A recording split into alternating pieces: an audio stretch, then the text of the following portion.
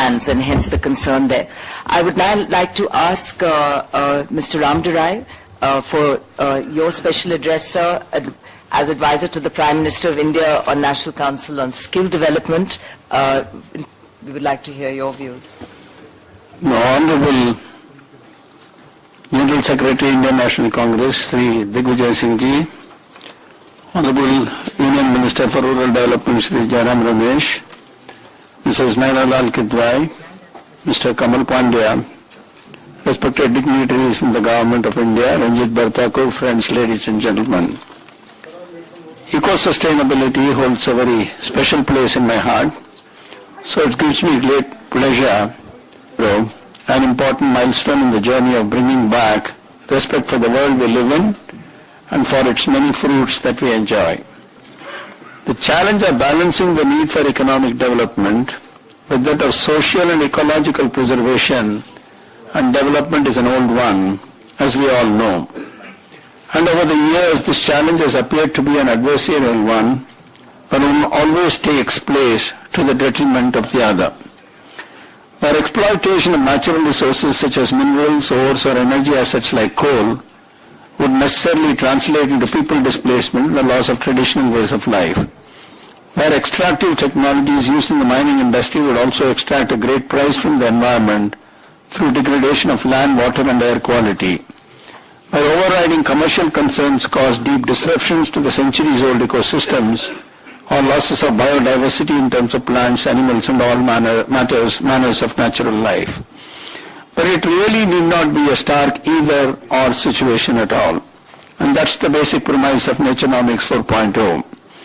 There is no doubt that mining by its very nature is disruptive at many levels. However, it is the sensitivity of approach for those that benefit commercially to matters of social and environmental neutralization of the fallout that we need to recognize and learn from. Through 2 volumes, Naturenomics 4.0 addresses both social security and ecological and biodiversity security issues in the mining business. It makes its case by capturing the many dimensions of this problem, from the voices of committed individuals in Goa, standing up for the local community against environmental degradation, to the economic impact of mining in the state of Meghalaya. It also makes its case by studying the biodiversity impact assessment in Jharkhand, while examining a sustainable development framework for mines as well as restoration and mitigation measures for the same. And for many more examples in this very interesting compilation.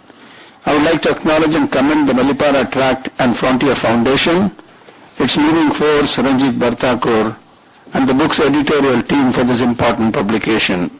My best wishes to you and to all those amongst us that value and believe in the concepts of sustainable development, universal social justice, and respect for the nature and her many bounties. Thank you. Thank you.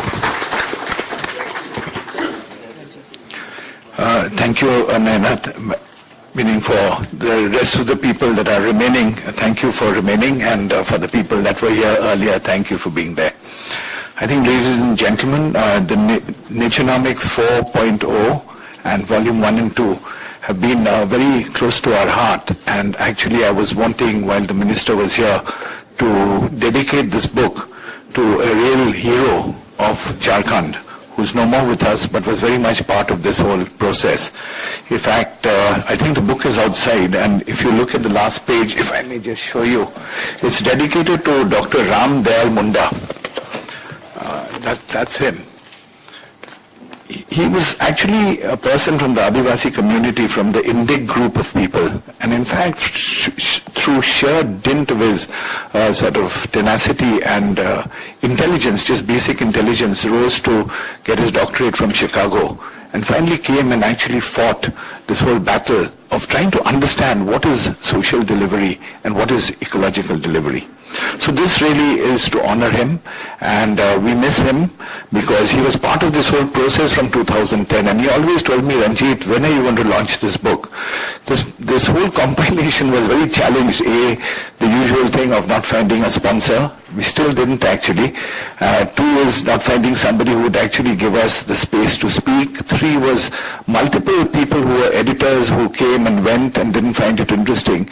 till we finally got our act together. So I'm grateful to the people on the dais and the panel, and to actually Vicky for having agreed to do this. Now we will have multi-dimensional stakeholder launches in the field, because we believe just launching it in Delhi is not good enough. We go back to Jharkhand, to Orissa, to Karnataka, to Goa, and to the Northeast. You know, I think people forget that one of the biggest new plundering venues for mining is the Northeast.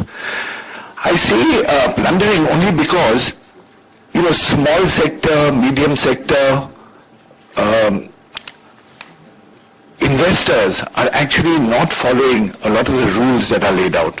I'm not suggesting that the bigger ones are, but what is important in understanding is that for all the rules and regulations that are there, it is almost impossible for anybody to understand what really should be followed.